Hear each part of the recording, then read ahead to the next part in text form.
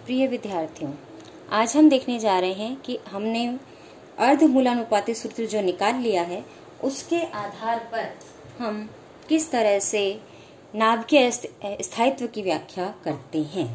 और अर्धमूलानुपाती सूत्र जो दिया जाता है वो दिया जाता है ZMH plus A minus ZMN minus AVA plus ASA की power 2/3 plus AC Z minus 1 A की power 1/3 plus A minus 2Z का whole square upon A plus minus delta के बराबर।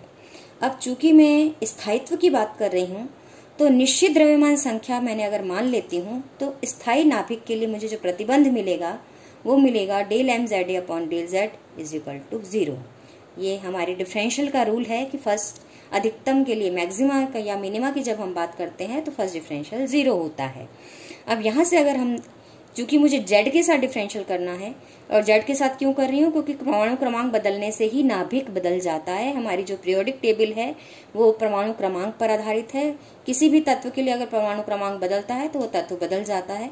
तो यहाँ मैं Z के साथ अधिकतम स्थायी नाभिक का निर्माण कर रही हूँ। तो यहाँ पर ये वाली जो टर्म मेरे पास, जो मैंने अर्धमूलानुपाती सूत्र से मुझे नाभिक का द्रव्यमान मालूम है, अब उसको Z के साथ डिफरेंशियल करने के लिए मैं इसको Z की घटती हुई घाटों के क्रम में जमा देती हूँ। और जमा देती हूँ तो मुझे दिख रहा है कि एक तो AC टर्म में Z स्क्वायर टर्म आएगी और दूसरी जो असिमेट्रिक टर्म है उसमें Z स्क्वायर टर्म आएगी।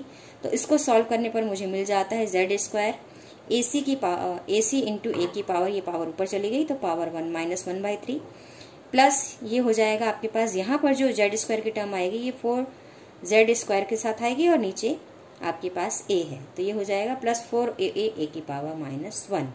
अब हमें निकालनी है Z वाली टर्म।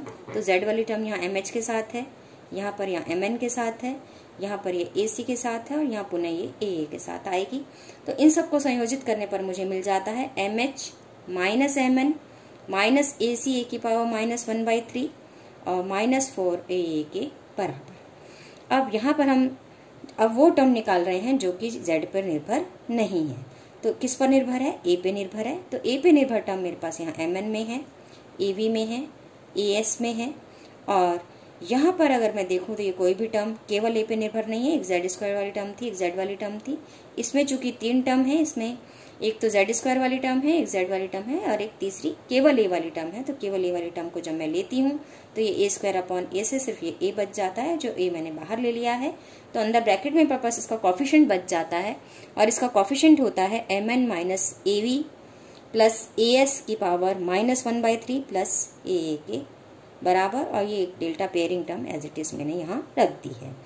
अब चूंकि A मैंने कांस्टेंट मान लिया है तो A कांस्टेंट मान लिया है तो ये इस टर्म में भी सारा A ही है और नियतांक है, इसमें भी A है और नियतांक है, इसमें भी A है और नियतांक है। यानी ये सारे जो गुणज पद हैं, चाहे वो Z स्क्वायर का है, चाहे वो Z का है, चाहे वो A के साथ है, ये सब कैसे होंगे? नियत हो जाएंगे। तो मुझे जो कांस्टेंट टर्म्स में अगर मैं इसको लिख दूं तो ये वाली टर्म फर्स्ट का कोफिशिएंट मैंने K1 से लिख दिया Z स्क्वायर का, Z का जो कोफिशिएंट है वो मैंने ये पूरा K2 के से लिख दिया और A का जो कोफिशिएंट है यहाँ पे मैंने वो K3 से लिख दिया। तो मेरे पास जो mZA का माना जाता है, नाभिक के द्रव्यमान का माना जाता है, वो आ जाता है K1Z square plus K2Z plus K3A plus minus delta के बराबर।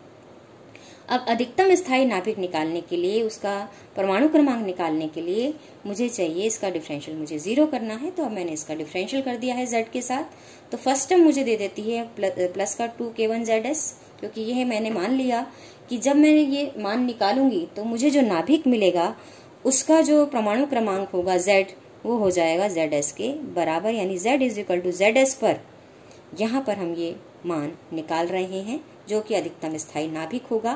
तो यहाँ से मुझे ये मिल जाता है कि आपके पास कि 2K1 ZS प्लस K2 इज इक्वल टू 0 या ZS का मान मुझे मिल जाता है माइनस K2 अपॉन 2K1 के बराबर। अब यहाँ से मैं K2 और K1 ये मैंने रखा था पूरा K2 के बराबर Z का कॉफिशिएंट और Z स्क्वायर का कॉफिशिएंट मैंने K1 के बराबर रखा था। तो ये कॉफिशिएंट मैं यहाँ रख देती हूँ। अब चूंकि मैंने पहले भी बताया है कि AC के मान और AA के मान मुझे कांस्टेंट हैं और ये ज्ञात हैं, तो ये ज्ञात मान जो मुझे मालूम है, MH भी मालूम है, MN भी मालूम है, ये सब हम रख देते हैं इस फॉर्मूले में।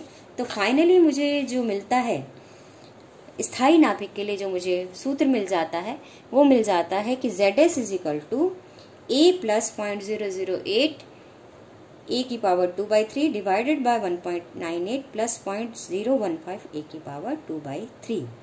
और अगर ये नाभिक हल्का है तब तो मैं इन दोनों टर्म्स को नगण्य मान सकती हूँ, और अगर मानूंगी तो ये दोनों को मैं टर्म को ऊपर नीचे छोड़ दूंगी तो ये लगभग A/1.98 मतलब A/2 के लगभग बराबर मिलेगा। लेकिन जब भारी नाभिकों की मैं बात करती हूँ तो मैं इस टर्म को नहीं छोड़ सकती हूँ।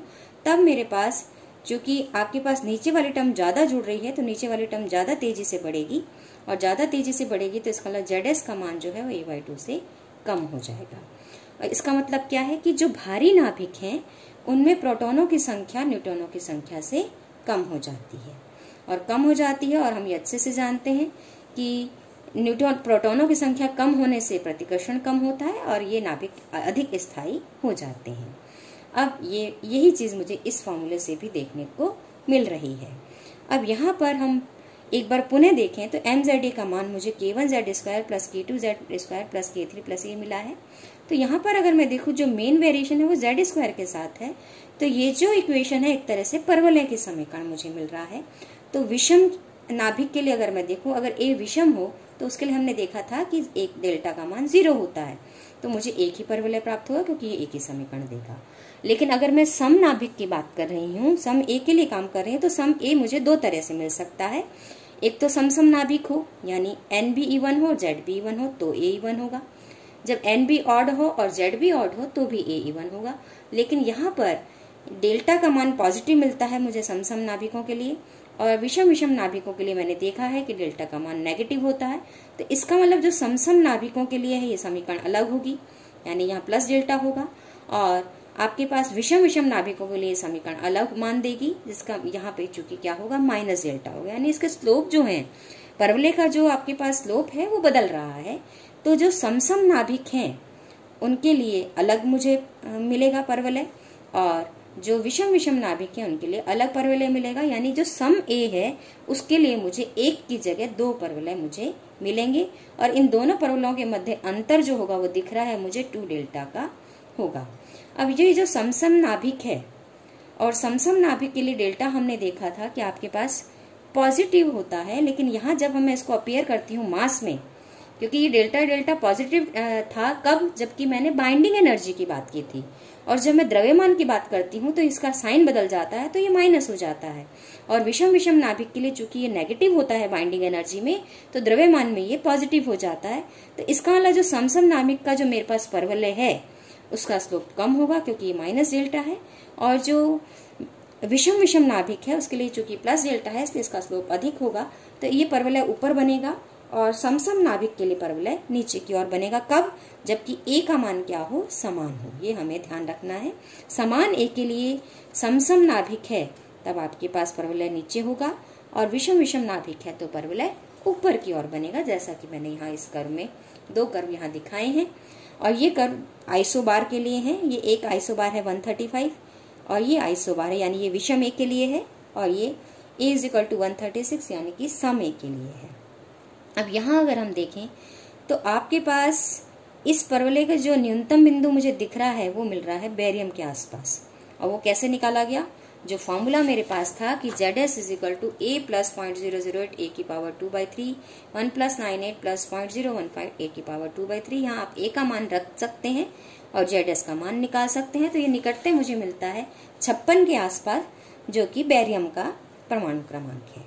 अब यहाँ अगर मैं देखूं तो इस वक्र में दोनों तरफ जो नाभिक हैं उनका जो परमाणु क्रमांक है, इस तरफ तो परमाणु क्रमांक कम है और इस तरफ परमाणु क्रमांक ज्यादा है, और ये सारे जो नाभिक हैं कैसे होंगे? अनस्टेबल होंगे, यानी इसकी अपेक्षा में इनकी बंधन ऊर्जाओं के मान कम होंगे। इसकी बंधन ऊर्जा अधिक है इसलिए स्थायी होगा, और हर नाभिक की प्रवृत्ति है कि वो स्थायी रूप में आना चाहता है। इसलिए अब यहाँ पर मैं देखूं तो ये परमाणु क्रमांक कम है, यहाँ परमाणु क्रमांक अधिक है। तो अगर ये नाभिक बेरियम की तरफ आना चाहता है बाईं ओर का, तो यहाँ पर इसको बीटा माइनस डीके करना होगा, क्योंकि बीटा माइनस डीके में परमाणु क्रमांक में वृद्धि होती है। एक सिंगल बीटा डीके में परमाणु क्रमांक 1 से बढ़ जाता है, और एक सिंगल बीटा प्लस डीके में परमाणु क्रमांक में जो है कमी आ जाती है। तो यहाँ पर जो बाईं ओर के वक्र पर स्थित नाभिक हैं वो बीटा डीके करके स्थायित्व को प्राप्त कर सकते हैं, और जो दाईं ओर के वक्र पर स्थित नाभिक हैं वो आपके पास बीटा प्लस डीके करके स्थायित्व को प्राप्त कर सकते हैं। ये वाले जो नाभिक हैं इनमें इलेक्ट्रॉन कैप्चर भी कर सकते हैं। अब यहाँ पर अगर हम देखें, जो E1 न्यूक्लियाई के लिए था, E1A के लिए था, उसमें दो पैराबोला हैं। एक तो है ऊपर वाला ऑड के लिए, ऑड और नीचे वाला है E1 न्यूक्लियाई के लिए। तो दो पैराबोला जैसा कि हमने समीकरण से देखा था मुझे मिलेंगे, तो यहाँ दो पैराबोला मुझे दिख रहे हैं, और स्थायित्व प्राप्त करने के लिए इन दोनों पर परस्पर संक्रमण भी हो सकता है। तो यहाँ पर जो अगर आप यहाँ देखें तो डेल्टा का मान मिनिमम, जो मिनिमम आपको बंधन ऊर्जा मिलेगी, जो मिनिमम मास मिलेगा, उसके लिए प्लस डेल्टा के लिए अलग होगा और माइनस डेल्टा के लिए अलग होगा। इसका मतलब दो या दो से अधिक स्थायी नाभिक यहाँ मुझे मिल सकते हैं, लेकिन इस केस में मेरे पास एक ही स्थायी नाभिक है, वो है बेरियम का ही। अब जब ये बेरियम के पास आना चाहता है, तो जैसे मैं कहूँ जिनॉन वाला आना चाहता है अगर बेरियम की ओर, तो इसको एक बार बीटा डीके करेगा तो सीजियम बनेगा, दूसरी बार करेगा तो बेरियम बनेगा। इसी तरह सीरियम अगर आना चाहता है तो पहले लेंथेनम बनेगा फिर बेरियम बनेगा। इसका मतलब यहाँ भी डबल बीटा डीके और यहाँ भी डबल बीटा डीके होना चाहिए, लेकिन सिंगल बीटा डीके के ही हम कहते हैं कि जो उसमें समय लगता है वो काफी अधिक होता है। तो डबल बीटा डीके में जो समय लगेगा वो और भी अधिक हो जाएगा, यानी कई बार तो ये समय 10⁻17 वर्ष तक हो जाता है।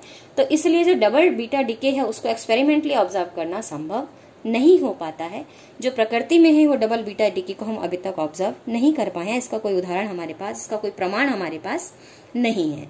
तो अब हमने ये देखा है कि जो बाईं ओर के नाभिक है, चाहे वो ए विषम का कर्व हो चाहे ए सम के लिए कर्व हो, जो बाईं ओर कर्व पर नाभिक हैं वो अस्थायी हैं, उनकी बंधन ऊर्जा कम है स्थायी वाले नाभिक की अपेक्षा। इसी तरह दाईं ओर जो नाभिक स्थित हैं उनकी भी बंधन ऊर्जा कम है, उनका स्थायित्व कम है, और स्थायित्व को प्राप्त करने के लिए वो बीटा डीके करते हैं।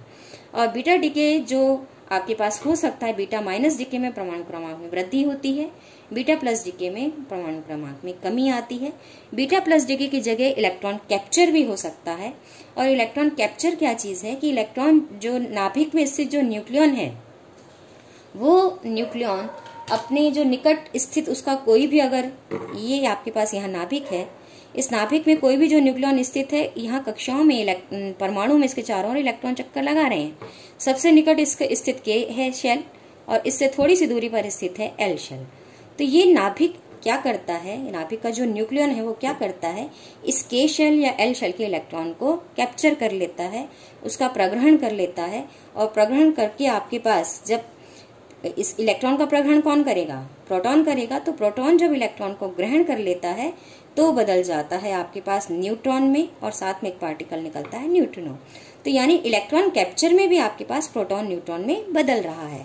और ये हम अच्छे से जानते हैं आपके पास कि जो प्रोटॉन की स्थिति है मेरे पास, जो आपके पास जब हम बात करते हैं कि हमारे पास बीटा प्लस डीके हो रहा है, तो बीटा प्लस डीके में भी प्रोटॉन क्या करता है, न्यूट्रॉन में बदलता है और एक इलेक्ट्रॉन को निकालता है और साथ में न्यूट्रिनो बनता है। तो ये इलेक्ट्रॉन कैप्चर की प्रक्रिया कहूं या मैं बीटा प्लस डीके की प्रक्रिया कहूं, दोनों में ही प्रोटॉन न्यूट्रॉन में बदल रहा है। इलेक्ट्रॉन कैप्चर में ये पास की शेल से इलेक्ट्रॉन ग्रहण करके किस में बदल जाता है, न्यूट्रॉन में बदल जाता है। जबकि आपके पास बीटा प्लस डीके में ये इलेक्ट्रॉन का त्याग करके किस में बदल जाता है, इलेक्ट्रॉन नहीं, पॉजिट्रॉन का त्याग करके यह किस में बदल जाता है, न्यूट्रॉन में बदल जाता है।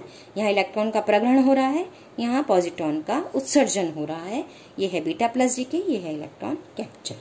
तो इस तरह से जो इस कर्व पर दाईं ओर स्थित हैं वो बीटा प्लस डीके भी कर सकते हैं, क्योंकि उससे भी आपके पास परमाणु क्रमांक में कमी आ रही है, क्योंकि प्रोटॉन न्यूट्रॉन में बदल रहा है तो परमाणु क्रमांक में कमी आ रही है। और बीटा प्लस डीके से भी प्रोटॉन चूंकि न्यूट्रॉन में बदलता है तो परमाणु क्रमांक में कमी आती है। तो इस प्रकार से आपके पास हम ये व्याख्या कर सकते हैं, किसके आधार पर, जो हमारे पास सेमी एम्पेरिकल मास फॉर्मूला था उसके आधार पर हम बीटा डीके की भी व्याख्या कर सकते हैं कि किस तरह से आपके पास नाभिक स्थायित्व को प्राप्त करेगा। अब हम इसकी व्याख्या करेंगे और देखेंगे बाद में कि हम किस तरह से बंधन ऊर्जाओं के मान निकाल सकते हैं, बीटा माइनस डीके के लिए और बीटा प्लस डीके के लिए। और बंधन ऊर्जा नहीं, हम ये कहेंगे कि इसमें जो मुक्त ऊर्जा होगी वो कितनी होगी जब बीटा डीके होता है, बीटा माइनस डीके में और बीटा प्लस डीके में। धन्यवाद।